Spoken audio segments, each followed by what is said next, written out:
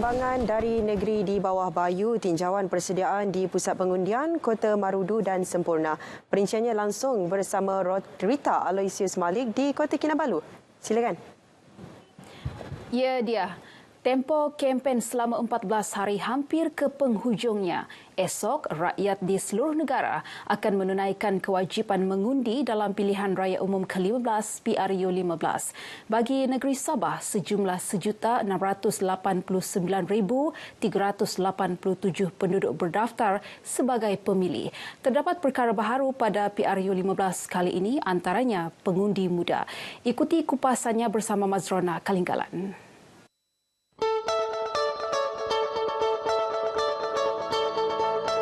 Ya, sudah bersedia. Saya mengundi di Parlimen Sepanggar. Tempat mengundi saya di Sekolah Menengah Agama lah, di sini. Saya berharap pemuda-pemuda boleh balik mengundi untuk mendapatkan kebaikan. Sudah bersedia semualah. Yang penting semua orang pun mau perubahan. Saya tahu saya sendiri mau undi di konven, tapi aku tidak tahu, belum lagi saya tahu lagi saya mau undi yang mana satu. Dengan angka mencecah lebih 1.6 juta pengundi di 25 parlimen, tentunya suara Sabah bakal memberi makna besar dalam kepimpinan baharu yang bakal dibentuk selepas hari pengundian esok. Daripada jumlah tersebut, seramai 21,432 telah menjalankan tanggungjawab dalam pengundian awal 15 November lalu. Berdasarkan daftar pemilih Suruhanjaya Pilihan Raya SPR, pengundi teramai direkodkan di Parlimen Sepanggar dengan 107,463 pemilih, diikuti Lahad Datu 99,741 dan Keningau 87,371. Tumpuan juga pastinya terarah kepada barisan pengundi muda yang buat pertama kali mengundi. Bagi Sabah, sejumlah 127,582 pengundi muda direkodkan layak memilih.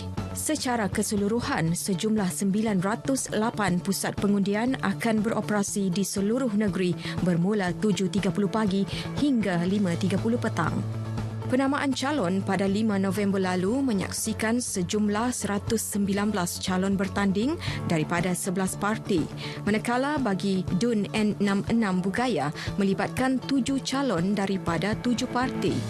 Tempoh berkempen menyaksikan pelbagai manifesto dicanangkan parti bertanding. Memilih bukanlah sesuatu yang mudah kerana ia akan menentukan pembangunan yang bakal dinikmati rakyat. Justru sebelum memangkah, pengundi perlu membuat pertimbangan terbaik.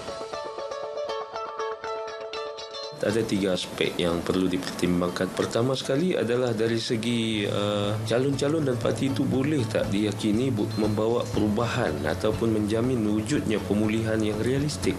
Yang kedua pula adalah dari segi peluang-peluang pekerjaan. Apa yang mereka boleh buat tentang usaha untuk membasmi pengangguran ini. Dan ketiga adalah dari segi sama ada parti tersebut parti yang berintegriti, mengamalkan korupsi ataupun sebaliknya.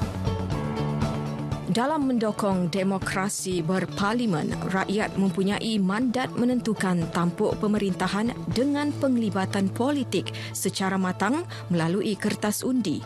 Oleh itu, kebebasan dalam memilih perlu disuarakan rakyat dengan cara mengambil bahagian pada hari pengundian kerana peratusan turun mengundi perlu mencapai sekurang-kurangnya 70%. Adalah menjadi satu penyesalan kalau kita tidak menyahut seruan kerajaan melalui SPR untuk sama-sama terlibat dalam demokrasi ini.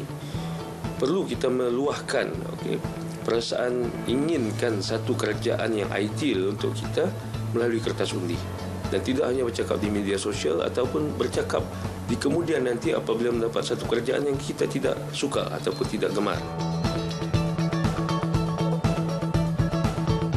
Warga Sabah, tunaikan tanggungjawab turun mengundi. Anda penentu masa depan Malaysia. Laporan Mazrona Kalinggalan yang sahih di RTM, #MyPRU15. Selamat mengundi.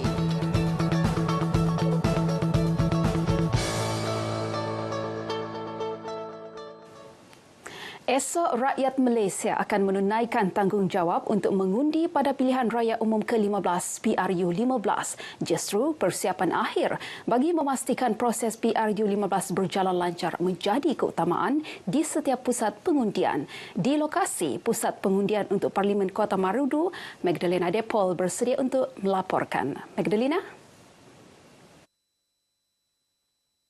Baik, terima kasih Rita. Dan sekarang ini saya berada di IPD Kota Marudu untuk kita mengetahui dengan lebih lanjut berkenaan dengan persediaan akhir dari pasukan keselamatan di sini untuk PRU ke-15 esok. Dan difahamkan persiapan akhir dikendalikan oleh barisan pengurusan terdiri pegawai dan anggota petugas PRU ke-15 dibuat sejak semalam lagi bagi memastikan proses pilihan raya umum ke-15 berjalan dengan lancar. Dan bersama dengan saya ketika ini Superintendent Zairul Nizal Ishak, Ketua Polis Daerah Kota Marudu untuk mengetahui lebih lanjut mengenai persediaan dan persiapan akhir menghadapi PRU ke-15 esok. Baik Tuan, setakat ini bagaimana persiapan secara menyeluruh untuk menghadapi PRU ke-15 esok hari? Ya, secara keseluruhannya PDRM khususnya PDRM Kota Marudu telah bersiap sedia sepenuhnya dari segi aset dan juga sumber manusia dalam memastikan ketenteraman awam, keselamatan terjamin, seterusnya melancarkan lagi proses PRU yang akan berakhir pada besok hari.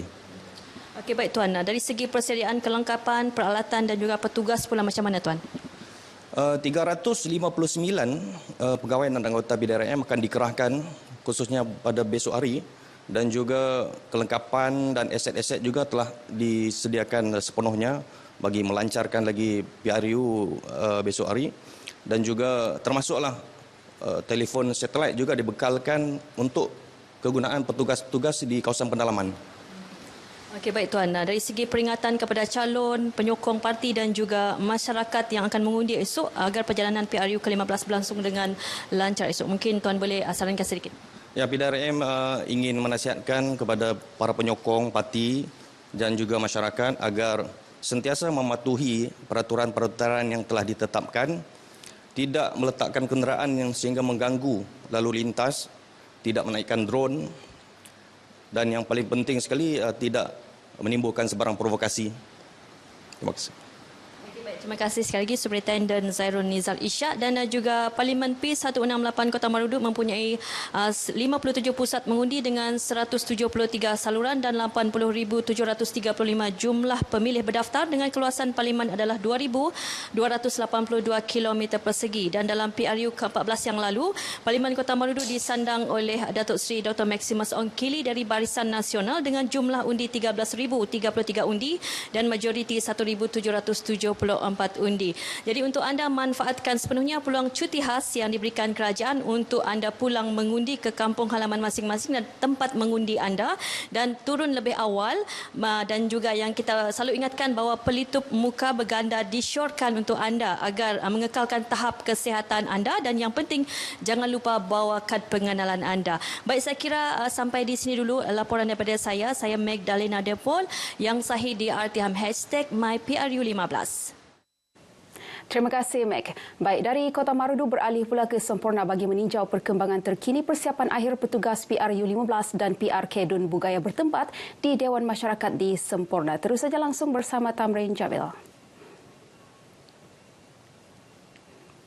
Baik, terima kasih Rita. Saudara, ketika ini saya berada di Dewan Masyarakat Semporna, iaitu juga merupakan pusat penjumlahan rasmi undi bagi pilihan raya umum ke-15 bagi kawasan P189 Semporna dan juga pilihan raya kecil bagi kawasan Dewan Undangan Negeri N66 Bugaya. Untuk itu, petang ini kita saya bersama dengan Encik Juraimin Jadil, iaitu pegawai pengurus pilihan raya bagi kawasan Parlimen Semporna. Assalamualaikum Tuan. Waalaikumsalam. Baik Tuan, mungkin dari segi persiapan terakhir petugas-petugas pilihan raya yang berada di Dewan Masyarakat ini. Setakat ini persiapan untuk pusat pengumpulan pengiraan undi bagi PRU 15 DUN 189 Semporna dan juga PRK DUN N66 Bugaya sudah di bawah 90% lah. Jadi kita sudah bersedialah untuk menerima ketua-ketua tempat mengundi untuk menghantar borang-borang 13 dan juga 14 pada esok hari. Dan kali ini agaknya berapa piti undi yang telah diedarkan di pusat-pusat pengundian kali ini dan dihantar ke Barisan Dewan? Setakat ini semua pusat sudah kita bekalkan dengan kertas dengan peti-peti undi, dan penyerahan kertas undi untuk KTM yang bertugas akan kita laksanakan pada esok pagi, lebih kurang pukul 3 pagi lah. Dan sebentar tadi kita telah mengiring 2 peti undi untuk Pulau Denawan dan juga Pulau Mabul. Ya, dan kemudian agaknya pukul berapa agaknya peti-peti undi mula masuk ke Dewan esok? Kita berharap besok peti undi akan sampai yang paling awal sebab Denawan akan tutup pada jam 12 tengah hari dan kita jangka dia sampai sini lebih kurang dalam jam 3 petang. Jadi harapan Tuan lah kepada petugas-petugas pilihan raya khususnya yang berada di Dewan Masyarakat Sempurna itu yang merupakan pusat penjumlahan rasmi undi. Saya berharap semuanya akan berjalan lancar dan saya yakin dan percaya dengan petugas-petugas yang kita sedia ada ini akan dapat menjalankan tanggungjawab mereka dan tugasan mereka dengan sempurna. Baik, terima kasih Tuan. Baik saudara, demikian tadi bersama dengan pegawai pengurus pilihan raya bagi kawasan PI 189 Sempurna, Encik Juroi Menjamdil yang bercerita dengan persiapan terakhir khususnya petugas-petugas pilihan raya di Dewan Masyarakat Sempurna ini. Jadi itu yang dapat kita kongsikan dari Sempurna Sabah yang sahih di RTM #MyPRU15. Kita kembali ke studio. Baik, sekian berita dari negeri di Bawah Bayu. Kembali bersama dia.